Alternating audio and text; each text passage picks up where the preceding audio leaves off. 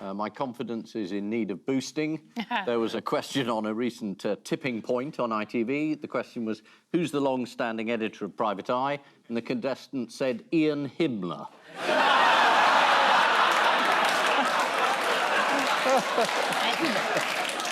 My name is Chloe Petts. I'm in need of confidence because I recently went on a TV quiz and called Ian Hislop Ian Himmler. I was recently watching an episode of Tipping Point. And they asked the question, who is the other team captain other than Ian Himmler? And somebody said, Paul Hitler.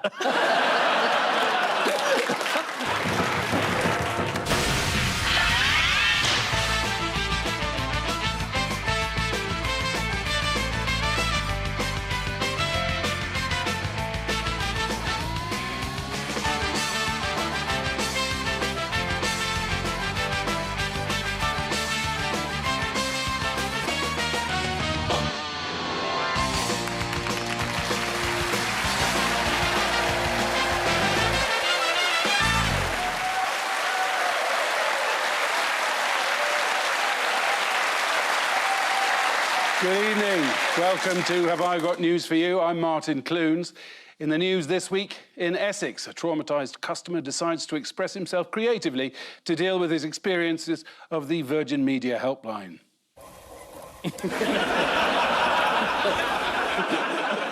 On a visit to Battersea Dogs and Cats Home, there's an unfortunate mix-up with the used and unused cat litter tubs.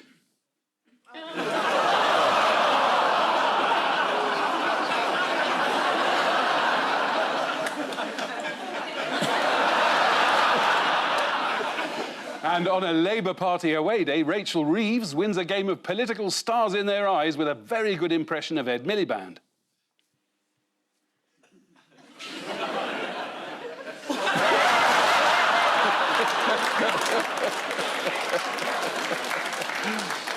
On Ian's team tonight is the BBC's chief international correspondent, who often has to pull out of engagements at the last minute in order to report on global conflicts. So it's a good job the world's such a peaceful and happy place at the moment. Please welcome Lise Doucette.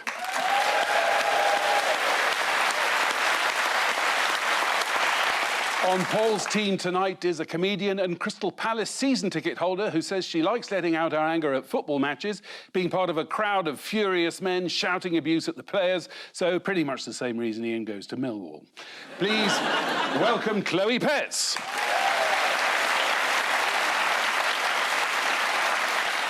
We begin with the bigger news stories of the week. Paul and Chloe, have a look at this. Mayoral elections and local elections are happening. First person been sent to Rwanda. Yusuf channeling his inner Michael Owen, playing a 13-year-old there. Yeah. That's probably just something... I don't know what that is. So, is that the right answer? I think the woman's holding up a list of the candidates just to show the punters that they really are this bad. With disaster looming, what do some Tories think would be a good idea? Changing leadership, yes. Bring in Penny Mordaunt. Yes, a lot of talk about Penny Mordaunt. How do we know that she might be interested, though? Have they got a new lettuce out? Just a sort of preemptive one. I personally think we should have a constant lettuce going rather than getting them in for the new leaders. And ironically, constant lettuce sounds like the name of a Tory MP. According to a source in The Telegraph, there's definitely an operation around Penny. And if there's an operation supporting Penny, what else must there be? Operation Stop Penny. What was the unpleasant surprise for Rishi Sunak last week? He found out he was still Prime Minister. A defection? Yes, defection. It was in the news and everything. Yeah, it was, yeah. Yeah. It was in the The Tory MP defected to Labour. He was a doctor and he was scandalised by the Conservatives' lack of concern and investment into the NHS. Yeah. That's right, yeah. When Labour talked him round, he said, what I like about Labour is the focus they'll put on tackling poverty, poor housing and child health.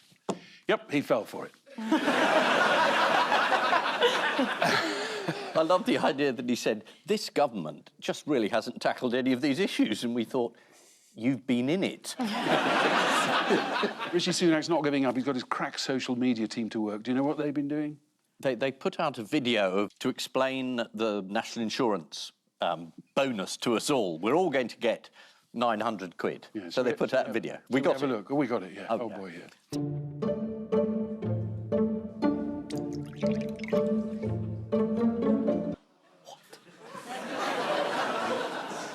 It's a lot to pay for a cup of coffee, though. This is what's known as a TikTok trend, where people put milk into cups of coffee that have messages written on them.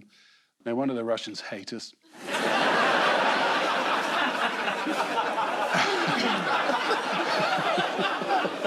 But what's the really good news as far as Rishi Sunak's concerned? The first immigrant has been flown to Rwanda and just Volunteered volunteered to Yes. go. Paid. £3,000. Yes. That's volunteering. I think he's getting expenses. So what, that's just for the first month?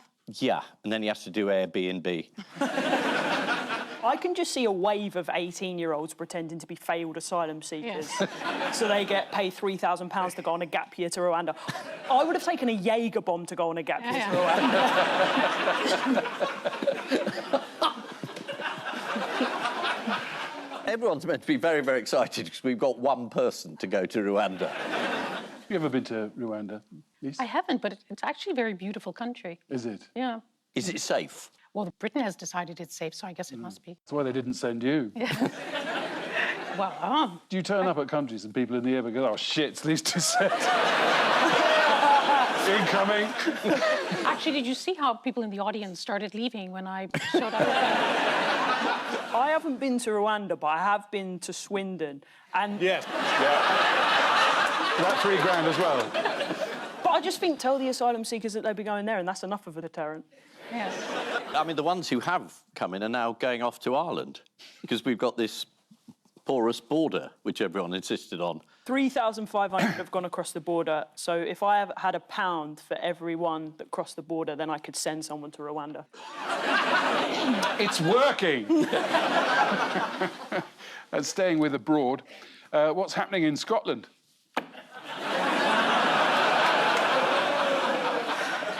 The First Minister's resigned. He's had to resign because he annoyed the Greens and then he didn't realise how annoyed the Greens were. And he said, well, I didn't mean it. And they said, you did. And so he had to leave. Yeah. That's the latest political analysis from me. And it's the leader of a country has had to resign because he's useless. I mean, that's not going to be a good precedent. It's a terrible trend. It is as complicated as Paul said. Yeah. The BBC immediately sent Chris Mason up to Edinburgh to explain what's going on, but he seemed more interesting in just sort of popping in and out of the shot like a cheeky little news goblin. Have a look at this. And that is why its political rivals are seizing this moment. Ah, yes, the general election. This would be a sticky moment at any time, and its consequences will be felt here in Scotland and beyond.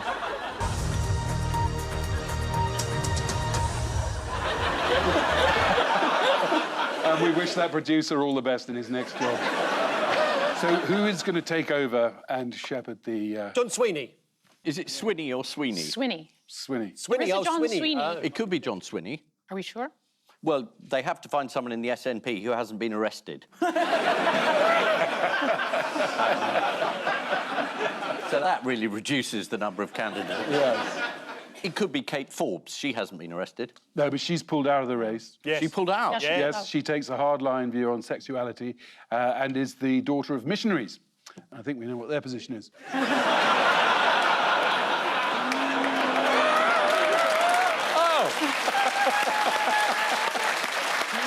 Oh, yes. I thought you were going to do the pulled out joke. Well, it was there. I just backed away from it. Anyway, it's a shame for Hamza Youssef because it all started out so well.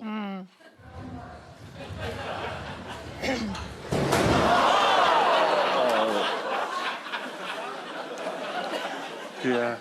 I think it was quite refreshing that he did something that he considered to be wrong and regrets, and then stood down graciously. So you liked the way he left?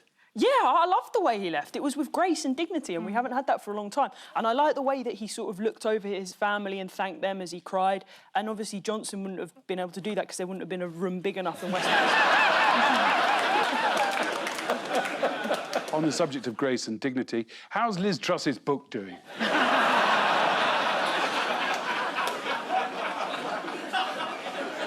Better than we hoped. Yep, it's at number 70 in the bestseller list. It sold 2,000 in its first week.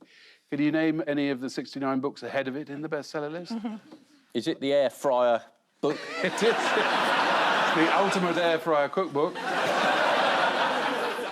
More Confessions of a 40-something fuck-up. That only happened because Ian admitted on Have I Got News for You that he had the book and he read it. Oh, so it's my fault? Yeah. Hashtag just saying. What's Boris Johnson been up to this week? Who cares? He's been... Thank you very much. Thank you. Thank you. Thank you very much. Thank you. Boris and Carrie, they celebrated their son's fourth birthday. Which birthday? His son's 44. Well, his oldest is, must be. Yeah. No, it was him and Carrie's son's fourth birthday. All sorts of entertainment on offer, including someone who spent the whole afternoon trying to amuse people in a foam rubber dinosaur costume. Oh. They all said it was nice of Nadine to help out. So, would you like to see the disgraced former Prime Minister Boris Johnson in hell? Yes. Someone on Twitter has been finding depiction of Boris Johnson in Hieronymus Bosch paintings. Here he is in hell.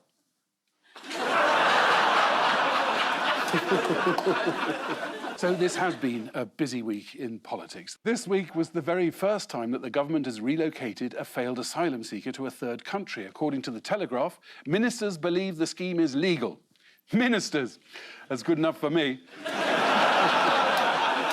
And following the relocation of the first asylum seeker from the UK, a politician from Rwanda's opposition claimed that their government does not adhere to international law. Good news. Something else we got in common. Hamza Yousaf's disastrous fallout with the Green Party was described by The Telegraph as one of the greatest miscalculations in recent political history, to which Liz Truss responded, "Hold my pint."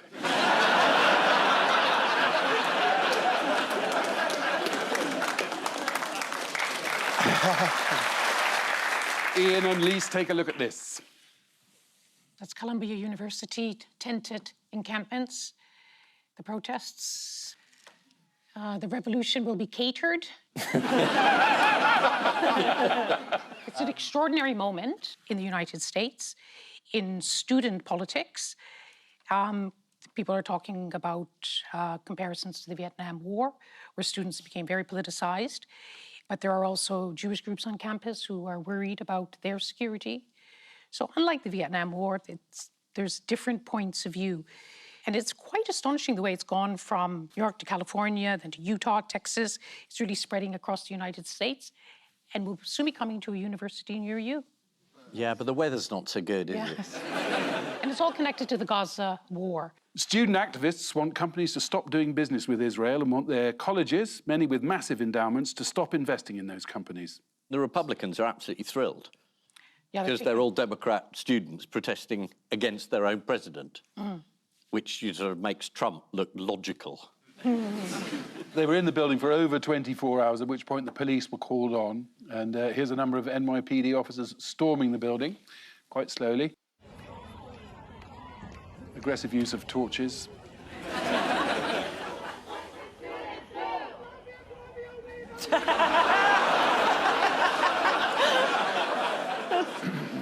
How has Lord Cameron of Chipping Norton described the terms of a planned ceasefire agreement? He's described it as very generous. And in other words, Hamas should accept it now, release all the hostages, and get aid into Gaza. And Netanyahu, who's been very helpful defining what a ceasefire is, said that if there is a ceasefire, they'll still attack southern Gaza. And I always thought if there was a ceasefire, that meant you ceased firing. But I've misunderstood this, and Netanyahu's made it pretty clear. Temporary ceasefire. A temporary ceasefire. Truce. Truce. I'll tell you what I think we need now is a quick roundup of good news stories from around the world. Fingers on buzzers, let's have a good news quiz. Excellent. Why have I got buttons? I don't know. Press them and see what happens.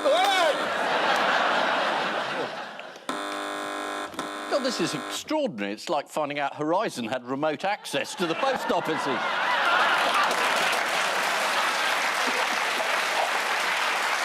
Japan Airlines has successfully reduced its carbon emissions. How? Grounding all planes. Making them run on nut oil. Chip fat. Don't call me chip fat. Didn't you want to do an adaptation of Goodbye, Mr. Chip Fat?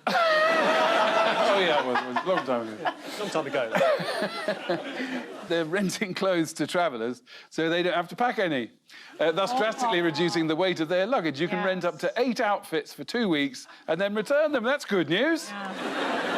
Well, not if you're the person that's going on the 3rd week. Yeah. According to these trousers, it was a bumpy ride.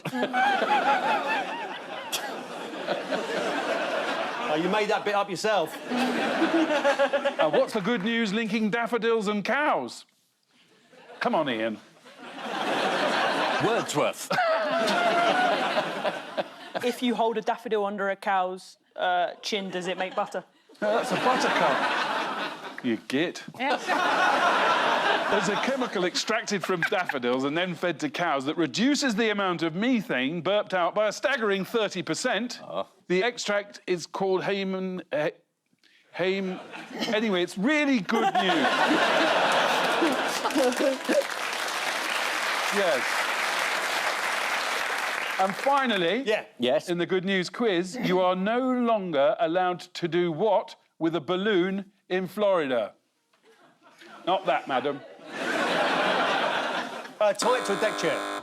You are not allowed to deliberately release it. Good news, because ingesting even a small part of a balloon can kill seabirds or other marine life. So no more intentional balloon releasing in Florida. That's fantastic news at the end of the good news quiz.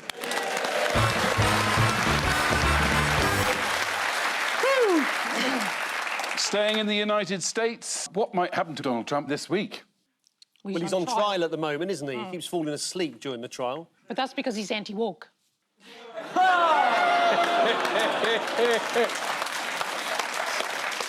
He's trying to break the gagging order. Oh, they have $9,000. And he's done it 9 times at the moment. There could be more. But there, after a point, you can actually incarcerate someone. That's what I'm, So he might go to jail. But apparently they're trying all these tricks. President Trump is sitting there all by himself, so they got people to sit with him, and then they put a whole bunch of documents, and they gave him a marker so that he could start marking the documents, so that he looks like he's really, really paying attention. Yeah. Some colouring in. Yeah. This is the latest front to open up in the Israel-Gaza conflict. Protesters occupied Hamilton Hall at Columbia University, which was symbolic, as according to the Times, the same thing happened there in 1968 during protests against the Vietnam War.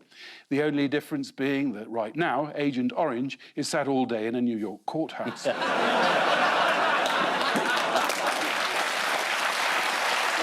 In recent weeks, staff have been concerned that Joe Biden's slow shuffling round the presidential garden is making him appear old and doddery. In fact, he looks so frail that Captain Tom's daughter has started building a spa on the White House lawn. Lise, it's a little-known fact about you that you used to play a certain winter sport to a very high level, didn't you? Curling. Curling. Curling. Yeah. Well, it also brings us neatly to round 2, which is the curlingometer of news. Oh, really? Oh, yeah. Fingers on buzzers. Here comes the first one. Oh.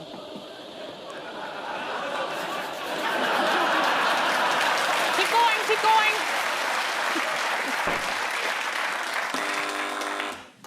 Oh, this is the strange object, which is a Roman antiquity, which was recently dug up, but I don't know what it is. It's a dodecahedron, actually. Oh, dodecahedron, Yeah. It's a curling puck before they got good. Yes. It means it's got 12 sides. Yes. As 33 of these dodecahedrons have been found in the UK, but this is one of the largest at 8 centimetres, discovered by a member of a local history society in the village of Norton Disney, near Lincoln. It's like Euro Disney, but less shit. The head of the Norton Disney History and Archaeology Group, Richard Parker, nosy to his friends, he told the BBC that it was for magic, rituals, religion, we may never know.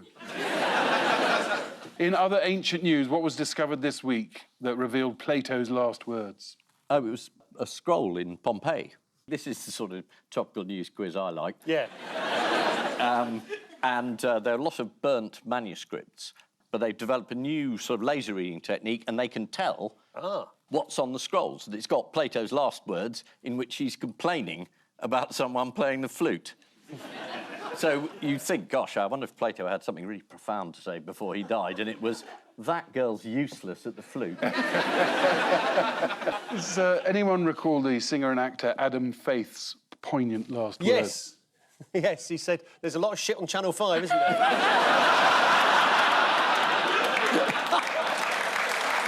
But I think you'll find that output has improved considerably since then. So this is the news that a dodecahedron discovered near Lincoln is confusing Roman scholars. If you're unsure what possible purpose this could serve, Lincoln is an administrative centre in the north of England. The artefact was found in the village of Norton Disney. Although if you missed the story, you can always catch up with it on the local news channel Norton Disney +1. According to a newly unearthed papyrus scroll from Herculaneum, Plato spent his last evening listening to a child learning how to play the flute, so it's quite possible that he killed himself. The fingers on buzzers, teams, here we go.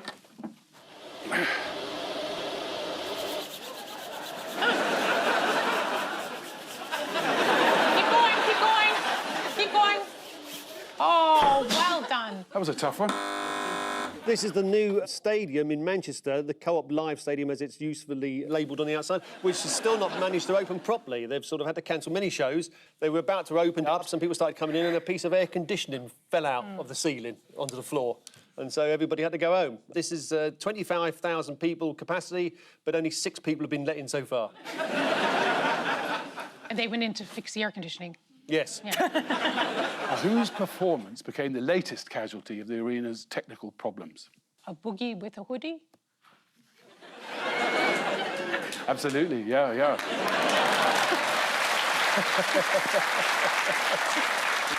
And here's the Today programme on Radio 4 naming him. The new Co-op Live Arena in Manchester has apologised after postponing its opening for the 3rd time. The announcement was made last night as people were queuing outside to see the American rapper A Boogie Wit to Hoodie. He confirmed there was a problem during the sound check when people listening could understand every word he was saying. According to the Mail, cancelled acts at the Co-op Live Arena included Peter Kay and Olivia Rodrigo, and if that wasn't bad enough, the Rick Astley gig went ahead. After a concert by American rapper A Boogie Wit to Hoodie was cancelled...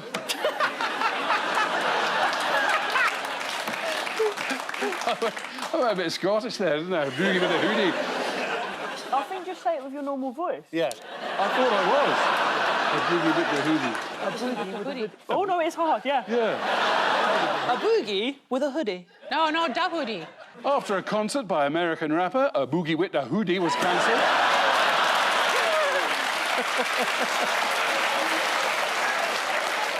Footage showed a digger and a dumper outside the venue. He's a bit early. A digger and a dumpers concerts next week. Other stars set to play at the venue include Take That and Eric Clapton. The Village People say they've also been approached, as long as they bring along the bloke with the hard hat and the tool belt. Just time now for the Missing Words round, which this week features as its guest publication, Guinea Pig magazine. Or as it's known in Peru, The Menu. And we start with, you can tell your guinea pig is annoyed if what? Starts making faces behind your back. Yeah. It's loading the dishwasher more loudly than usual.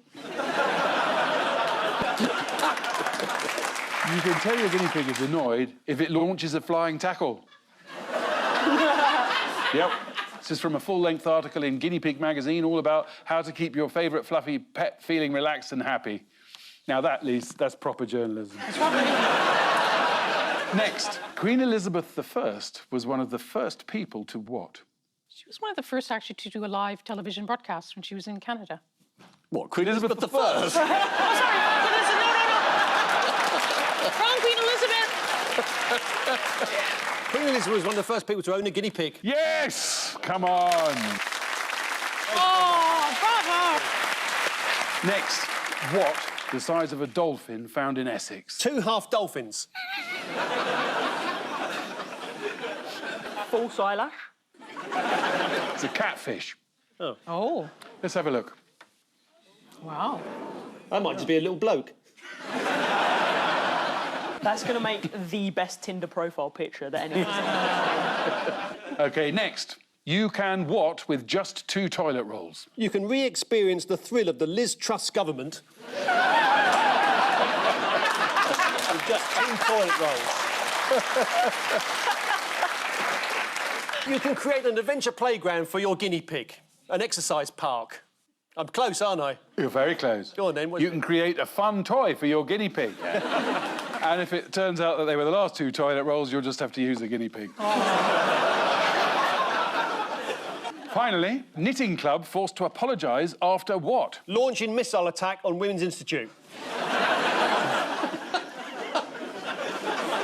Misunderstanding the purpose of a needle exchange. Yes. Displaying naked knitted figures in a shop window. Oh. The knitting club in Shepton Mallet and Somerset received complaints about their display of naked figures and were forced to cover them up. Well, that really is village people. Yeah. The policeman on his left has got his genitals exposed, so he's presumably from the Met. The bloke next to him is obviously a Tory MP. So the final scores are Ian and Lise have 4, Paul and Chloe have a massive 6. But before we go, there's just time for the caption competition. Ian and Lise have this. Oh, you don't look anything like your profile picture. And Paul and Chloe, you have this. Passenger complains of long wait between buses. And why is it being sponsored by an Irish rock band? You too. In case people are thinking I can't think of an Irish rock band called Uxbridge. On which note, we say thank you to our panellists, Ian Hislop and Lise Doucette, Paul Merton and Chloe Petts, and I leave you with news that in Islington, a middle-aged man is disappointed that the one day he's ready to play five-a-side football, everybody else cancels. In Reading, a man arrested for selling stolen watches in the big Tesco car park says he regrets using a reversible coat. And at a photo op in Norwich, Rishi Sunak tries hard to conceal the fact that there's been a terrible accident with a clamp.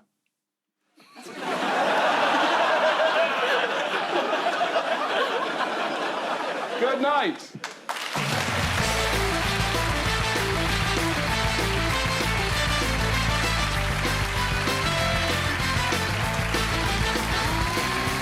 Topical Sketch shows satirical genius in a new podcast. Michael Spicer, No Room.